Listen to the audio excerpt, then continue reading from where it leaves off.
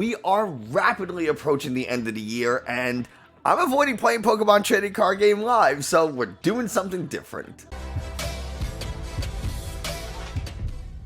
Hey, Nick from 9Card TCG, and today we're going to be looking at the top 10 decks for the year 2022.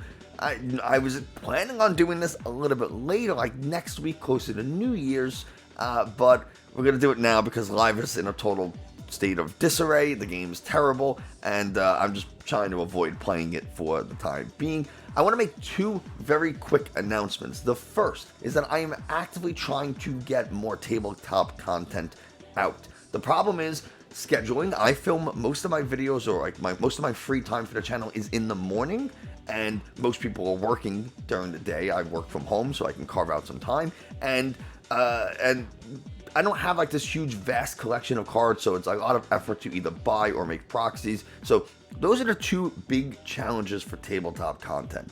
But I am working on it, I promise, because Live sucks, and I like doing tabletop better anyway. The second announcement is that I started a new channel. It is a 9Card Shorts, and it's dedicated. It's just a shorts channel, and it has a couple of goals. It's going to show PTCG live content. It's going to do like winner bin series, pack openings, all that kind of stuff. But I also want it to be a place where people can send their favorite clips from videos or live streams or anything like that, and I can post them. It's just kind of like a fun thing. I can use like filters from like TikTok and Instagram. It's just kind of a little bit more casual type of videos, and so this is the first time I'm making the announcement. There's almost a week's worth of videos on there. I want to post to it every single day. So if you could do me a favor, subscribe to 9Card Shorts. I have a link to everything I'm using, 9Card Shorts, Limitless, and Tier Maker in the video description. And don't forget to subscribe to this channel. Leave a like and a comment that tells YouTube this is a good channel, and other people should watch it. So with all that said, we're going to go ahead and take a look at the top 10 decks as reported by Points in Limitless.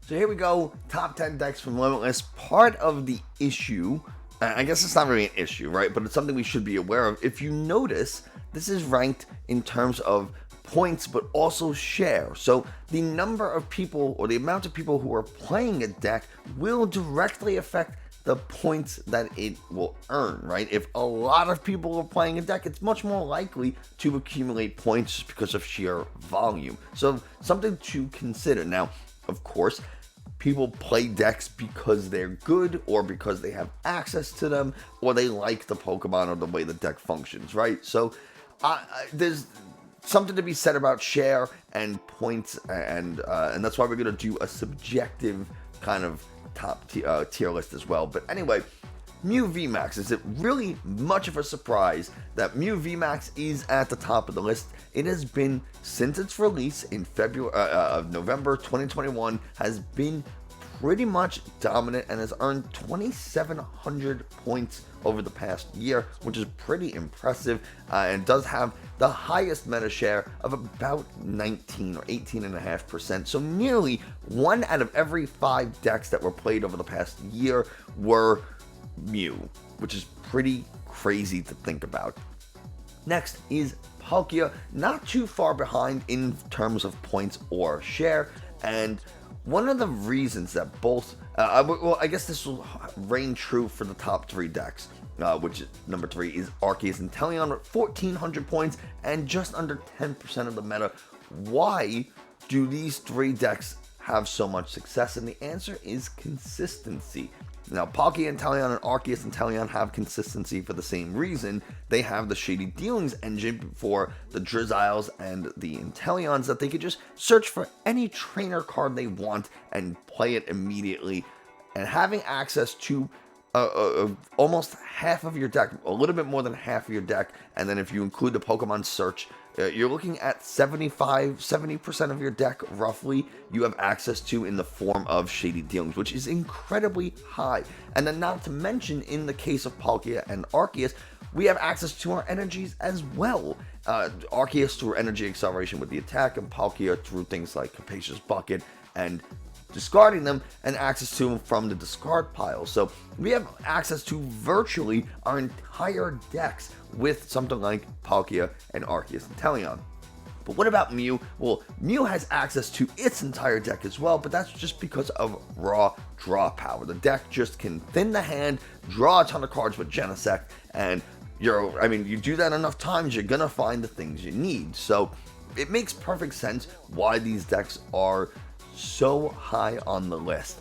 Moving on to the number 4 spot, we have Lugia Archeops. Now, Lugia is the newest member of the top tier format, right? Like we just got it in Silver Tempest only a couple of weeks ago at the time of recording, so it makes sense that it has the lowest share. It's expensive and it's new, so fewer people have access to it than, say, something like Arceus Inteleon that's been around for 8 months or so, something like that. So it came out in February, so yeah, we're looking like 10 months. Our Brilliant Stars came out, so obviously even Astral Radiance came out in like May, something, I think, right? Yeah, May sounds about right. So we've still had it for quite a while when compared to something like Lugia, but Lugia is pretty dominant, and something that you'll notice for these top 4 decks, and really nothing else, at least in the past year.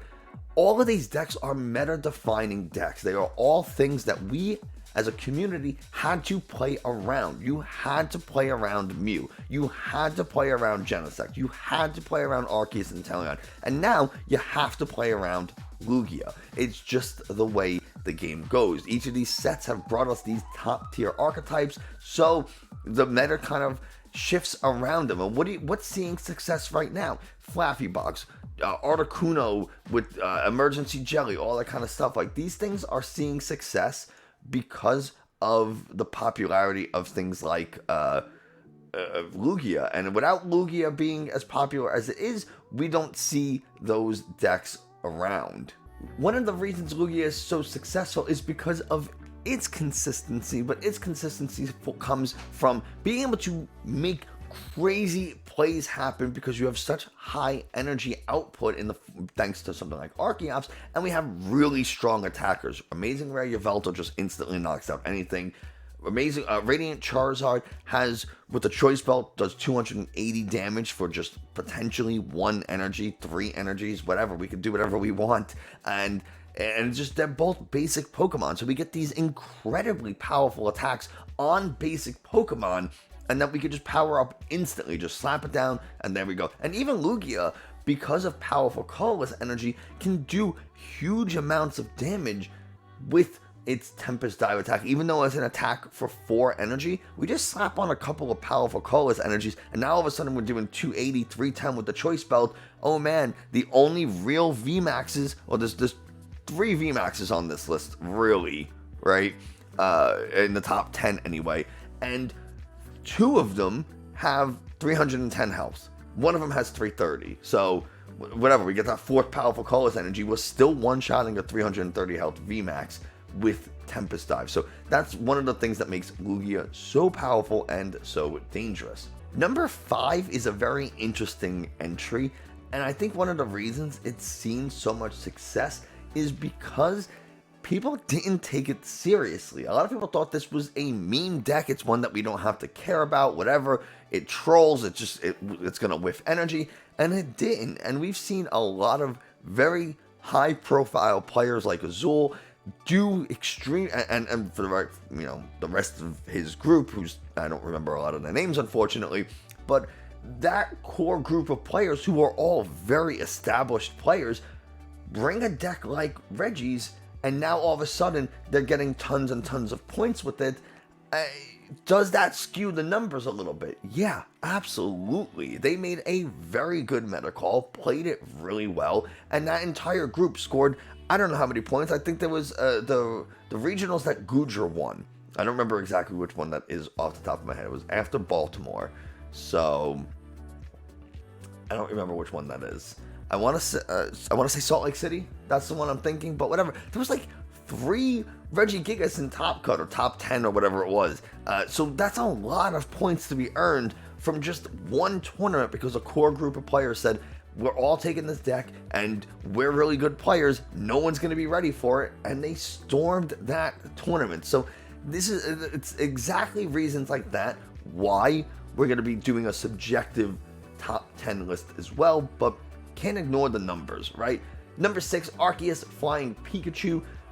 It's a good deck for, it was a good deck for the time, and it was one of those things that takes advantage of a meta. Something like Palkia was very, very popular at the time. Regis were also pretty popular. Other single prize decks were popping up randomly, like Lunatone, Solrock, all that kind of stuff. So Arceus Flying Pikachu offered an answer to both Palkia and these single prize decks. You can squeeze in Crobat VMAX or some other type of dark attacker to have an answer to Mew, and now you have a deck that can kind of handle everything. It doesn't beat anything super efficiently, but it has an answer to everything. So if you wanted to play a deck that was just like, well, I don't know what I'm going to play when I go to regionals or play against when I go to this big tournament or locals, I want to cover my bases, Arceus Flying Pikachu with some type of dark attacker was a very good option. Arceus is an incredible attacker. Flying Pikachu hits something like Palkia for weakness and can't be hit by basic Pokemon like Regis or Lunatones,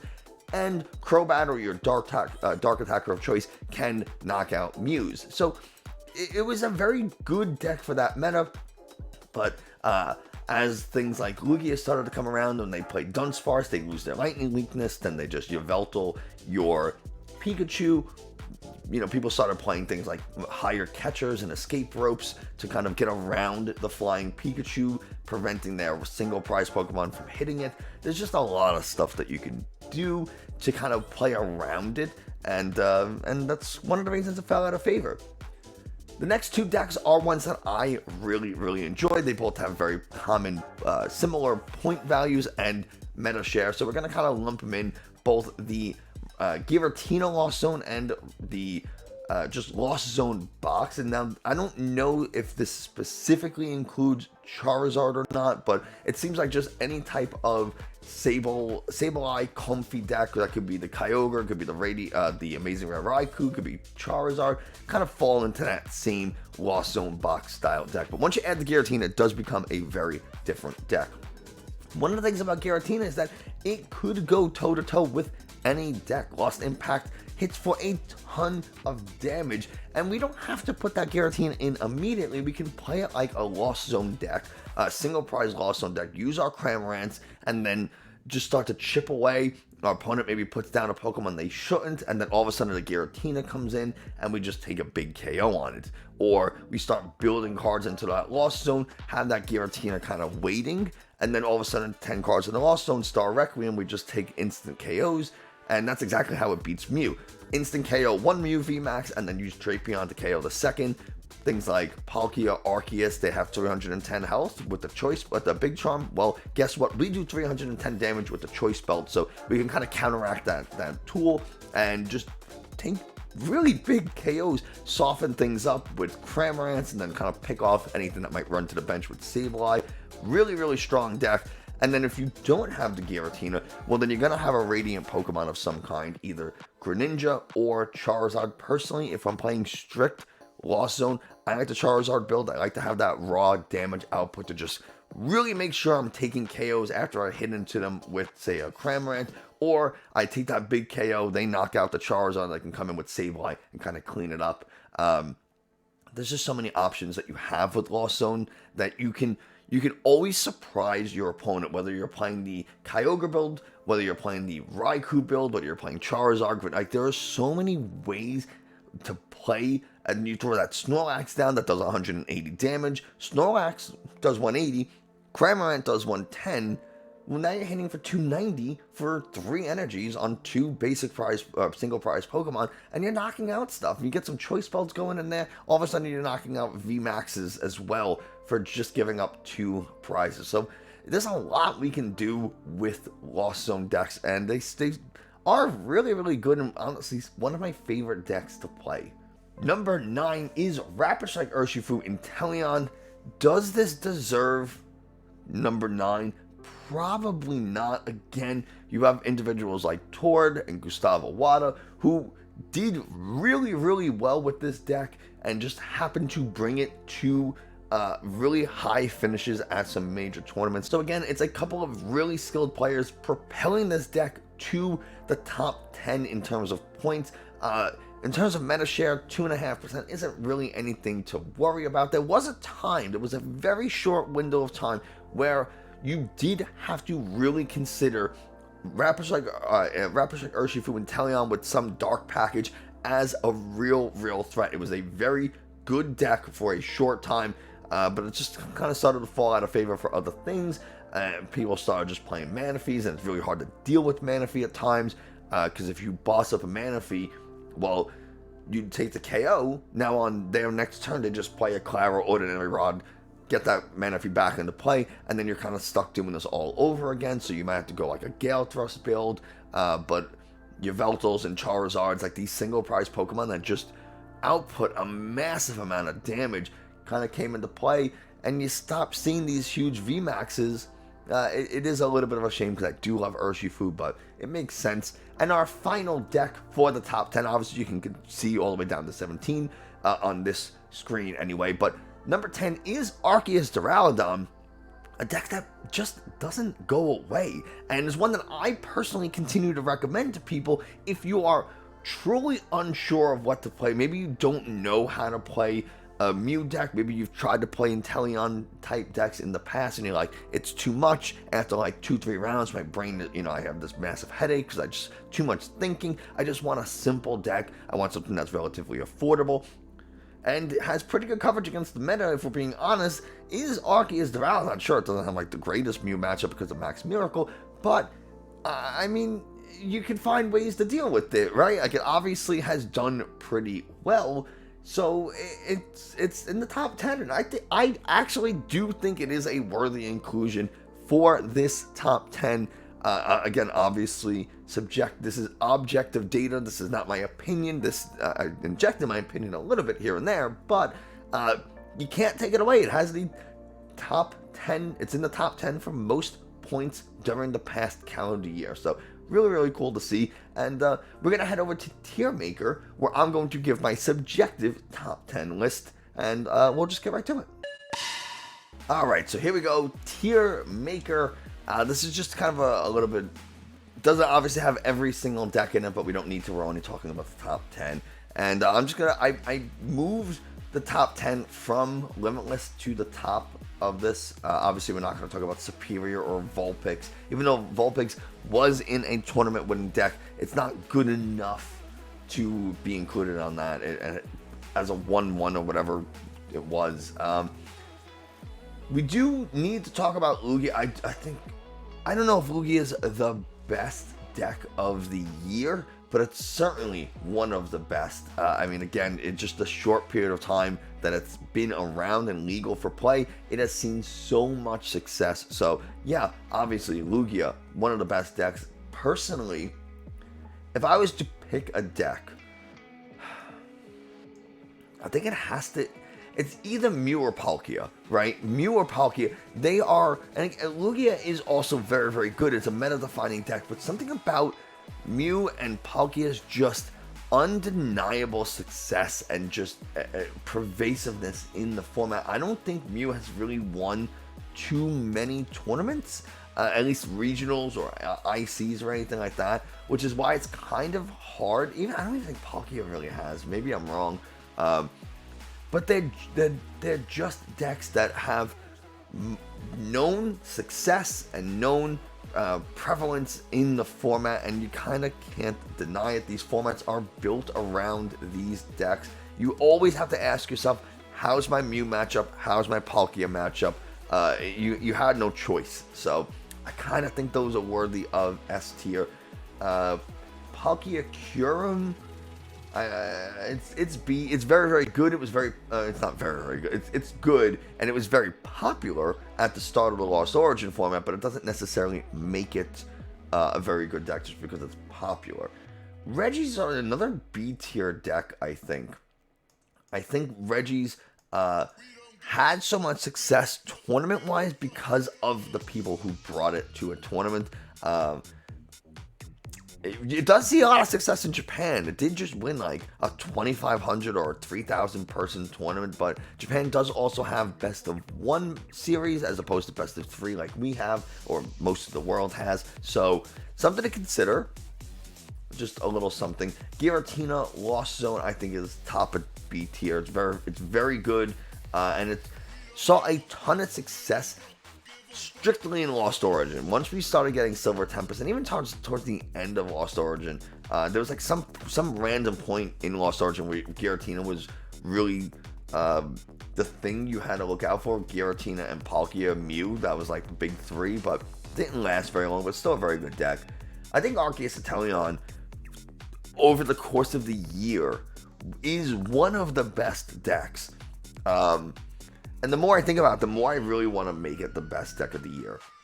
The reason for that is because it like Lugia, opened up so many possibilities to different decks. Every day it seemed like there was a new Arceus variant that was working well. Arceus Malamar, Arceus Duraludon, Arceus Lycanroc, Arceus Bees, Arceus Inteleon, Arceus Char. Like you can't deny how wide the format was with Arceus just because of all the Arceus variants alone.